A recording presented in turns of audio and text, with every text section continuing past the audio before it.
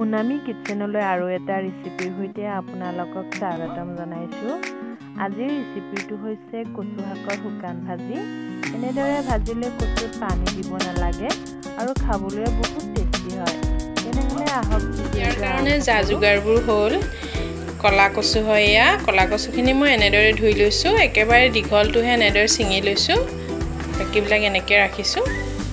Medium সাইজৰ পিয়াজ এটা এনেদৰে সৰু সৰুকৈ কাটি লৈছোঁ আৰু নহৰু আৰু জলকীয়া এনেদৰে পিচি লৈছোঁ। তাৰপিছত নিমখ, হালধি, ৰেড চিলি পাউডাৰ আৰু বাঁহৰ খৰিচা হয়। ইয়াত গাজা টেঙা বুলিও কয়। তাৰপিছত এয়া আমি কাটা মছলা বুলি কওঁ। ইয়াত আপোনালোকে বাৰু কি বুলি কয় মোক জনাবচোন। আৰু মিঠাতেল।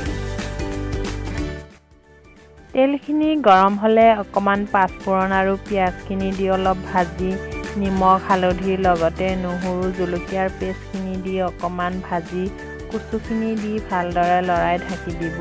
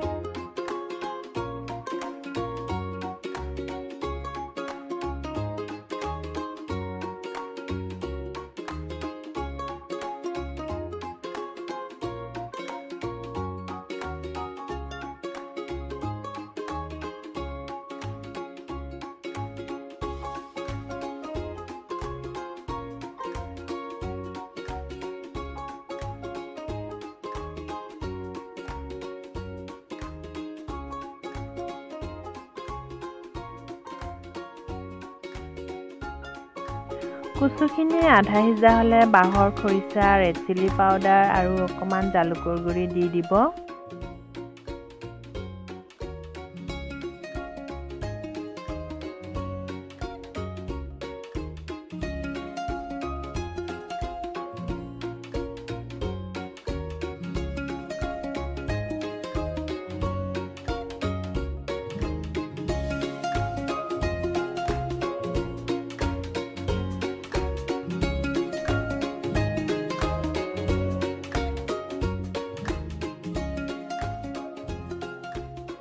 তেনেহ'লে আজিৰ ৰেচিপিটো চাই আপোনালোকে কেনে পালে?